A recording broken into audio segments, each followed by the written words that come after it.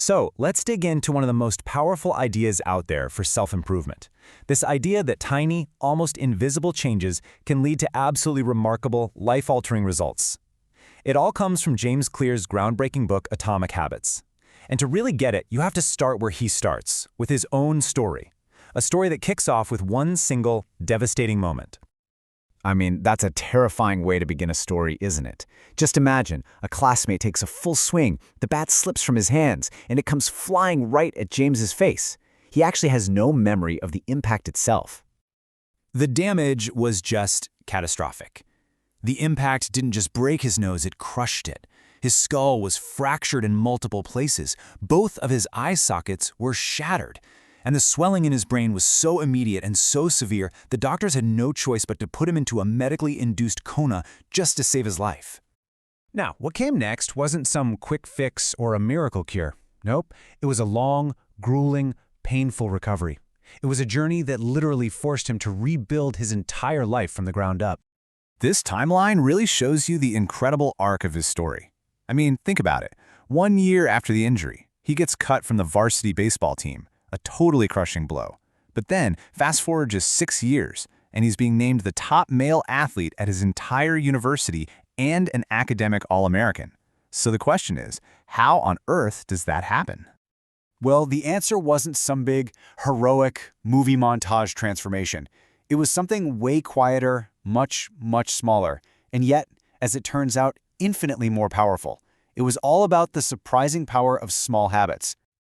You see, when he first got to college, he couldn't just snap his fingers and fix his athletic career overnight.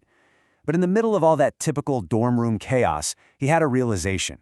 He could focus on the tiny little things that were completely within his control. And these habits, they seem almost comically small, right? Going to bed early, keeping his room clean. I mean, these weren't world-changing actions. But what they did was give him a sense of control. They built this tiny foundation of confidence that started to ripple out into every single other area of his life.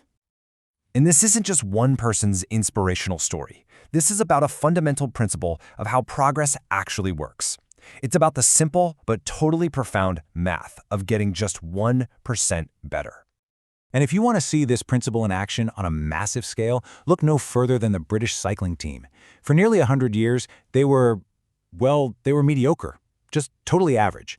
Then they brought in a new performance director who introduced a philosophy he called the aggregation of marginal gains. The big idea? Find a tiny 1% improvement in everything, and I mean everything they did. Just 1%. That was the magic number. They redesigned the bike seats to be more comfortable. They tested different massage gels to see which one led to faster muscle recovery. They even taught the riders the best way to wash their hands to avoid getting colds. We're talking about hundreds of tiny improvements that seem totally insignificant on their own, but together, they created a dynasty. And this really gets to a key point. Small improvements don't just add up, they compound. It's like money with compound interest. The effects of your habits multiply as you repeat them, day after day, creating this incredible, exponential curve of growth. The math here is just astounding. If you get 1% better each day for 1 year, you don't end up 365% better. No, thanks to the power of compounding, you end up nearly 38 times better. That right there is the power of atomic habits. Okay, so if it's really that simple, why is it so ridiculously hard to stick with good habits? Right? Why do we so often find ourselves falling right back into our old, comfortable routines? That is the million-dollar question. And it's a question every single one of us has asked. You start a new diet or a new workout plan. You're super motivated for what? A week? And then, poof, the motivation just fizzles out. So what's really going on there? Well, the problem is all about our expectations.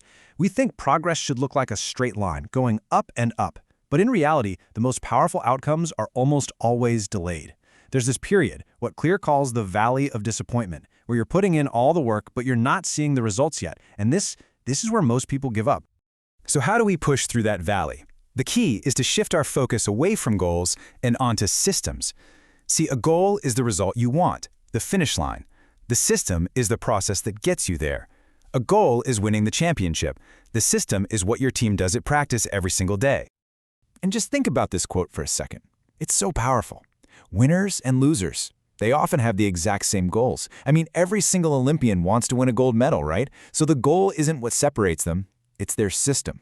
Your system is what ultimately determines your progress. But there's an even deeper level to all of this. It turns out the most powerful way to change your habits for good isn't to change what you do, but to change who you believe you are. Clear breaks down behavior change into these 3 layers. Think of it like an onion. The outer layer is your outcomes. That's what you get. The middle layer is your processes. That's what you do. And at the very core, the deepest layer is your identity. That's what you believe about yourself.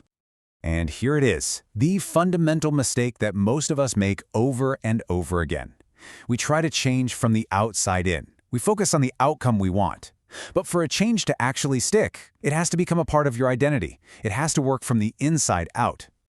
This is the perfect example. Imagine 2 people who are trying to quit smoking. Someone offers them a cigarette. The first person says, "No thanks, I'm trying to quit." See, they still see themselves as a smoker who's just resisting an urge. The second person says, "No thanks, I'm not a smoker." Can you feel the difference? It's such a tiny shift in language, but it reflects a massive, massive shift in identity. And this is really the core message of the whole book. The goal isn't just to write a book, it's to become a writer. The goal isn't just to run a marathon, it's to become a runner. Because every single action you take is like a vote for the type of person you wish to become. And that brings us right back to the full definition. An atomic habit isn't just a small habit. It's a tiny fundamental building block in a much larger system of compound growth, a system that helps you build the evidence for your new desired identity. So I'll just leave you with this one question to think about. Don't start by asking what goal you want to achieve. Instead, ask yourself, who do I want to become? And then, what is one tiny atomic habit I can start today that casts a vote for that new identity?